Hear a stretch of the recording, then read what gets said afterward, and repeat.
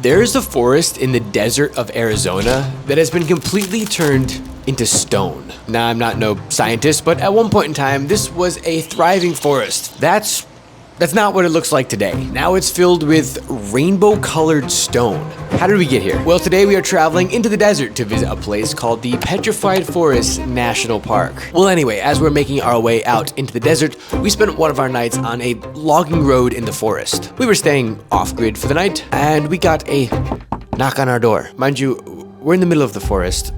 This isn't, it's a dirt road, no cell service. Hearing a knock on your door is not what you want to hear. Get up and peek out the window. It's a park ranger. Apparently there's a wildfire spreading towards us. He wanted to let us know that if we were still in this spot by the next night, we would be in the fire. But he said we were fine there for the night, so we just slept knowing that there was a fire slowly encroaching into us. And we just had to hope that we would wake up in the morning and be not cooked. Very nice. However, before we get into the rainbow forest, our journey today starts in Sedona today. We're gonna get going because it's already kind of, I don't have a watch, but already kind of late in the morning. Yes, Andy's feeling a little dehydrated. Got a whole case of water in the bag.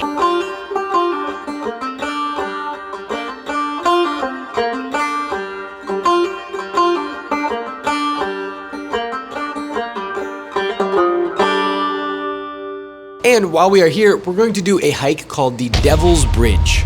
Everything around here, it's called like Hell's Gate or Satan's Hole. Everything around here, it's very, must be very hot. Imagine doing this in the bus. Oh, look at this. These switchbacks are crazy over like. On the car ride into town, we looked it up and the hike is only 2 miles long. I don't know actually. We're at a hike in Sedona somewhere. I'm not even sure what the hike is called or like where we're going, but I've seen signs for like what was it, like the Devil's Bridge? Well, we got 2 miles into this hike and realized that we're nowhere near the end yet. Something isn't right. Oh no, which way do we go now?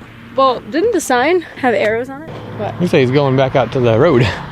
Turns out it's 2 miles from the trailhead that you can only access with an off-road vehicle. We're not even close to that point yet. The actual trailhead that's accessible by all cars, that will put you at about a 5-mile hike. And of course for us, that parking lot was completely full when we got there. So we had to park even farther out.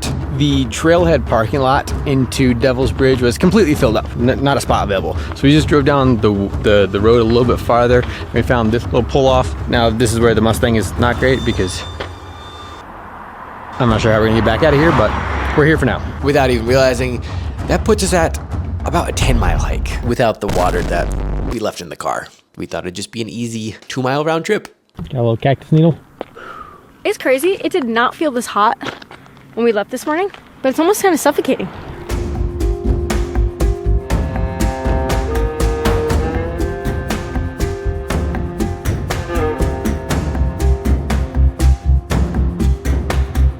How you feeling? Oh, splendid. Somewhere along the journey, I couldn't even tell you where we were at this point, a hiker noticed that we were very unprepared. This is how the tourists die. No water, no backpack. I mean, everyone else was fully geared up, walking sticks, backpacks, boots, all of it. And there we were. We probably stood out pretty easily. But I guess he didn't want to see us die. And he was very nice. And he actually gave us his water bottle because he had already completed the hike and he was heading back to his car. Yeah. No, but sip it, man. All right, I appreciate it. Thank you. Very nice of him, but the only thing that was going through my head was, do I want to drink a water bottle from a random stranger as I'm heading 10 miles into the desert? That's how horror movies start. Hey, I promise I'm clean. Yeah, no, I'm definitely not drinking that now. We're not amateurs. We knew we were supposed to bring water. In fact, there's water in the car. We were just lazy to bring a backpack. So don't come at us that we're unprepared. We're definitely unprepared. We have to climb this now. I feel like over there is easier.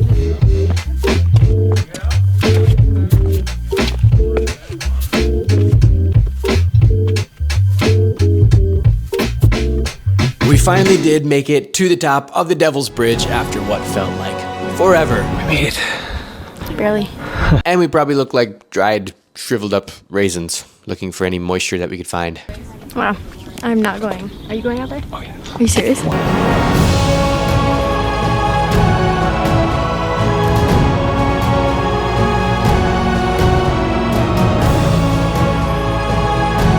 Luckily though, on our way back down, we did run into a sheriff who had unopened fresh bottles of water. That saved us tremendously for the end half of this trail. Back from the hike, now we're gonna hit town, see what we can find, do a little exploring. I also realized that I accidentally dressed like Shaggy. That wasn't on purpose. This is Main Street right here.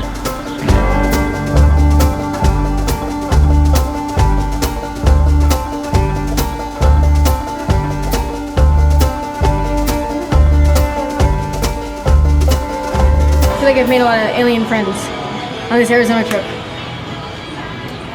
So the city was really cool, but as far as the stores go, a little touristy. You can buy some Sedona t-shirts, Sedona sweatshirts, some Sedona engraved flip-flops. First impressions of the town is like unreal, like it's just so cool. But then you kind of start to dig around a little bit more. A lot of jewelry, a lot of t-shirts. Yeah, pretty much just all your generic tourist shop. If you guys have ever been to Sedona and we're missing something, comment down below where we should go, where we should have gone. The drive down in here was incredible. Like that was super cool. Yeah, I'd do that before I'd come back to the town. Leaving Sedona, and we are on our way to see these trees that have been turned into stone. I'm still waiting for that. We make our way back up to Flagstaff, Arizona. So welcome. The temperature change from Flagstaff to Sedona was actually crazy. because we just went from it being over 90 degrees in Sedona to now being almost freezing at night here in Flagstaff. And we spent our time here at the Village Camp Resort. Andy, Yes. are you in the bus? Yes. All right. 1 moment. Sure thing. Really quick. It's pretty cold. Wow. So, of course, we took advantage of the heated pool and hot tub that they have here. We're trying to, one, figure out if the hot tub's actually hot, and two, is the pool actually heated? Which I guess we should have probably figured out if the hot tub was hot before we like grabbed towels and like changed. Yeah, that might have been a decent idea. Did you show the cook? You probably shouldn't show the cook. I'm gonna blur that. All right, give it the pool test. Heated pool. I mean, it's definitely warmer than outside. What'd you say? Is it heated pool? Yeah. Heated pool. Oh, that's great. That's good. We're good to go, boys. The hot tub is hot. This is nice out here. Look at this. Like, so confused why there's no one else here. I mean, I guess it's like 9 o'clock, so it's a little late, but like, there's no one else here. I'm like, dude, should we know something about like the water or something? Oh my god, is that what it is? Do they just do like chemical treatments for the night? My leg's gone. I feel like they would have put up signs. Oh well. And if you're interested in staying here, And use code SunChaser15 for 15% off your stay. You're gonna love it. our road trip continues, and we are almost to the Petrified Forest. You said it wasn't cold out. Is anyone else morning people? I'm like trying to get better at that, but like unless you have something to do. What time are we actually waking up? What do you have something to do? No, We've been trying to leave all no, like an morning. appointment. I'm gonna start setting appointments for you then. We finally arrive into the Petrified Forest at about 5 o'clock. They close at 5 o'clock, so that means we're gonna have to find another spot to spend a night here. Out in the desert, we're now in the middle of nowhere. For as far as you can see in every direction, it's just desert. So we had to backtrack ourselves a little way, and we found a Love's truck stop right off the highway. So we nestled ourselves right in next to all of the other trucks, and we called it a night. Rise and shine. The Petrified Forest National Park. This park has a 30-mile stretch of road that you can drive that has frequent stops that you can get out and do more hikes. The whole park is about 350 square miles. And 2,000 years ago, much of this used to be farmlands filled with petroglyphs and artifacts that are still here to this day. And did you know if you try to take any pieces of this petrified wood, it is very illegal. Despite the law, some visitors still try to steal some of this petrified wood. However, the Rainbow Forest Museum in the park has a whole room called the Guilt Room. It is full of returned pieces, oftentimes with apology letters, from people who returned them after having bad fortune or struggles in life, because some people believe that this petrified wood is actually cursed. But speaking of it being cursed, in modern day, we actually know petrified wood and sometimes even dinosaur bones can be very radioactive, so that might explain a bit of why your family starts acting weird when you bring a piece of this into your home. The petrified wood itself is incredible to see,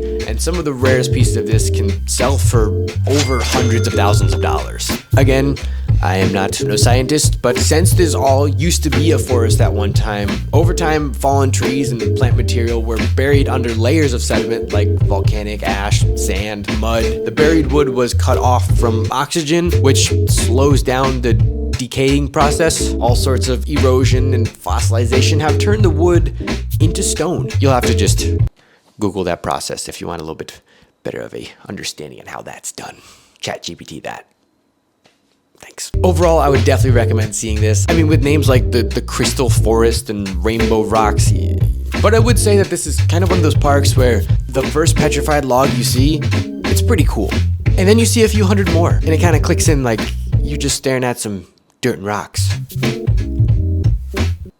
Look at that. Like, you can tell that's obviously like tree bark. It's crazy. Thank you for watching. Be sure to hit that subscribe button. Comment down below if you have ever been here, if you want to go here, if you have any better understanding on how the petrifying process works. That'd be good. So remember, get outside, chase some sun. She'll ET when you're out of here. What was I gonna say? Oh yeah. Yeah, the temperature gauge. The temperature. Right here. Gunshots.